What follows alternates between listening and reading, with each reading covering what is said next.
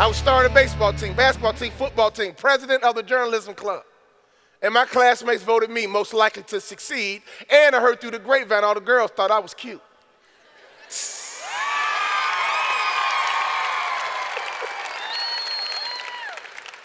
I made one mistake.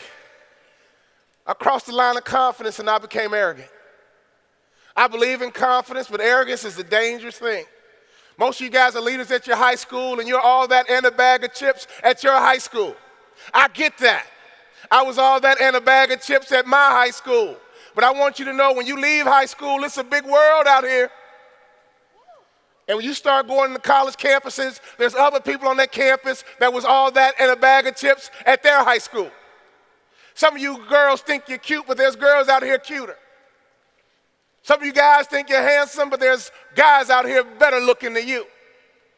Some of you guys are really smart, but there's people out here smarter than you. I want you to be confident, but don't you dare cross that line into arrogance. I made a vicious mistake and I became arrogant. I was all that and a bag of chips at my high school. When I played high school basketball, the gymnasium was jam-packed. And when I walked in the stadium, my classmates would chant my name, Walter, Walter, Walter, Walter, Walter, Walter. Yeah, that's what I'm talking about. I made one mistake. I crossed the line of confidence, and I became arrogant. I got recruited from schools all across the country to play college basketball. They would ring the doorbell. I was sprawling on the couch. Who is it today, Mom? Who is it today, Mom? UCLA, Arizona State, Michigan, Minnesota, Wisconsin. Who is it today, Mom? Who is it today?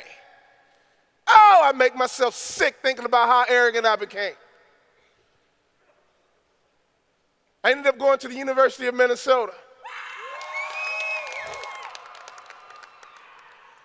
I got recruited by a guy named Clem Haskins. He walked into my house, three-piece suit, fresh haircut. He looked like success. He looked like money. He looked like success. He looked like money. He walked into my house with confidence. He looked like success. He looked like money. In the business world, remember this. The moment someone sets their eyes on you, they place a value on you. The second time they evaluate you is when you open up your mouth. So if you want to be successful in business, always look like success, always look like money. And if you're not that smart, look good and be quiet.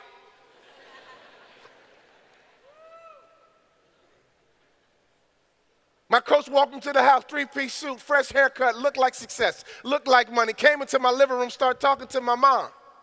Did not even acknowledge my presence. He found out my mother is a native of Kentucky. Clem Haskins is a native of Kentucky. He stood in that kitchen, and all he talked about was Kentucky.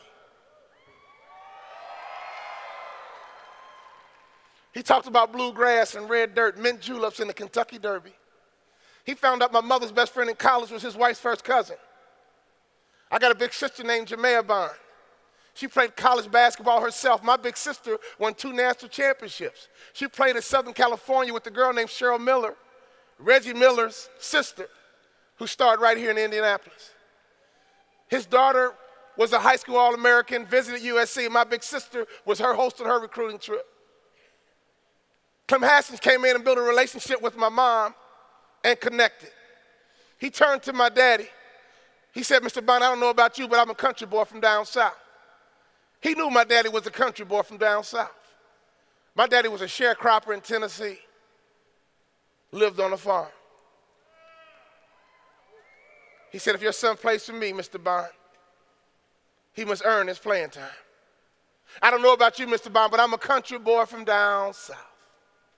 And right before he left the house, he said, Walter Bond, all-state from Chicago, you are the key to my recruiting class, son. If I get you to my campus, you are the key. At your high school, you are the key. In your family, you are the key. Here's my philosophy. Wherever I show up, I am the key. Whatever team I belong to is going to win. If I'm in student government's going to win. If I'm on your basketball team, our basketball team's going to win. Why? Because when I show up, we're going to win. That's the kind of confidence I want you to have. No matter where you go in life, any organization you belong to, make up your mind that wherever I go, we're going to win. Does that make sense? I got to University of Minnesota. I showed up on campus. I met my first teammate. It went something like this. What's up, dog? My name is Walt Bond, all state from Chicago. In other words, the Messiah has arrived. Please don't cross that line of confidence into arrogance. My teammate stood up and he said this.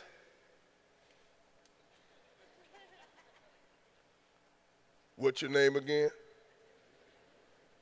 Walt Bond, all state from Chicago. Okay. That's not bad, but my name is Willie Burton, all American from Detroit, Michigan.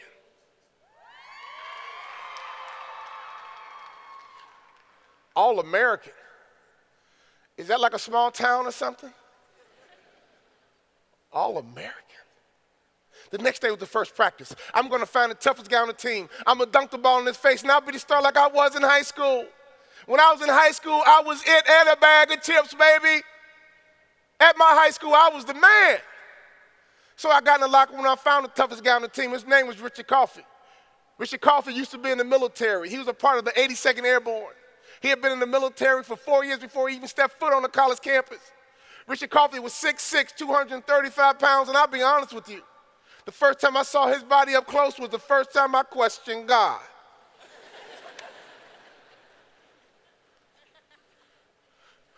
I thought we were all created equal.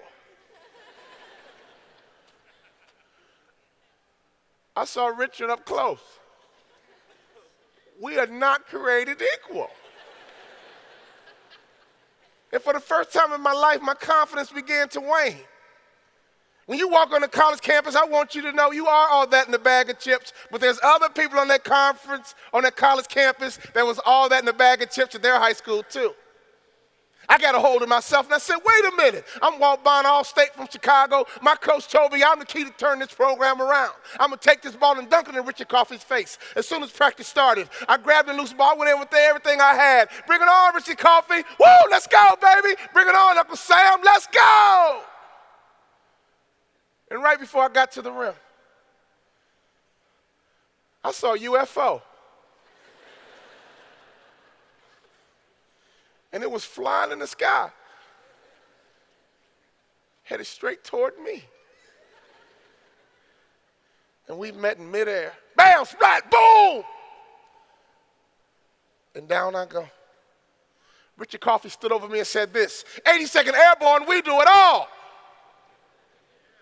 First to fight and last to fall. Get up, you little freshman. Walt, you okay? I can't breathe. I can't breathe. And before I knew it, my bottom lip started to twitch.